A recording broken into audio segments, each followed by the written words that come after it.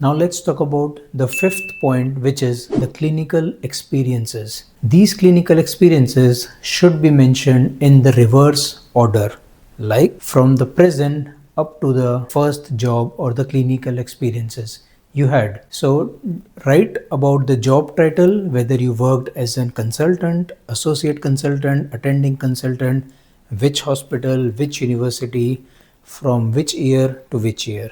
Please specifically mention your role in that particular job. Then it comes like, suppose you were consultant, then somewhere you were registrar, then somewhere you were senior registrar, then somewhere you were junior registrar, or in India we used to call it as SRs or JRs.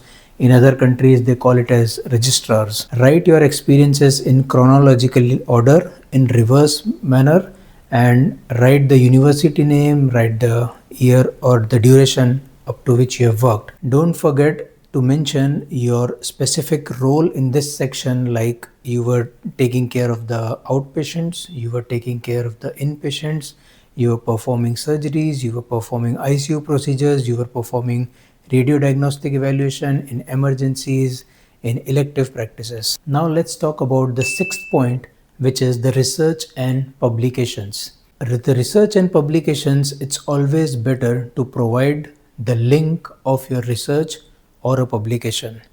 Whatever researches you have, either you have a case control study, you have a multicentric trial, you have a case report, or even if you have a patent on your name, write all of these in this section. And please do specify with the link. That always helps. Okay. Now in this section also you can write about your any awards you have won in any of the conferences, in the medical CMEs, any posters you have presented, you can mention all of them. Mention the duration, mention the year, mention the month, mention the location where you have presented and got the award for it. Now let's talk about the seventh point, which is skills. Do mention, like suppose you are applying for a critical care job, do mention about any specific thing you have done in your ICUs, like invasive procedures, minimal invasive procedures, radiological procedures. If you are applying for a radiology post and if you have done something minimal intervention, do specify your special skills, and it would be really great if you have the privilege of that in your license. Now let's talk about the most important point, which are the references. Mention your references. First, the present place of work.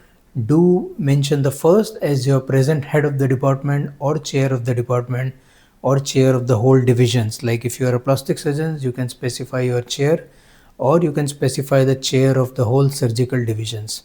Then in the reverse order, whichever you have references, you can specify their name, you can specify their contact details like their professional or personal email or their phone numbers, because good references do matter. Now if you are applying for a surgical post, try to get hold or try to get a reference of someone who is really master in his field and you have worked with him, or is he internationally recognized, then those references definitely help. Now let's see the important point of various do's and don'ts while making your CV. Let's see about the do's. Do make your CV clean and professional. Don't add unnecessary points. Do use fonts in the CV, a single font, either Calibri, either Arial. Don't use any different style fonts. Use a photo which should be professional headshot, like the one we use for the passport or the visa. Highlight your license status when you are applying for a job in UAE, like your active license or an active eligibility letter, and use templates for the CV making. Now let's see about the don'ts. Don't add unnecessary details, like don't add your hobbies, don't add your zodiac signs, etc. Unnecessary skills like extracurricular skills like drawing, painting, driving, don't add these points, guys.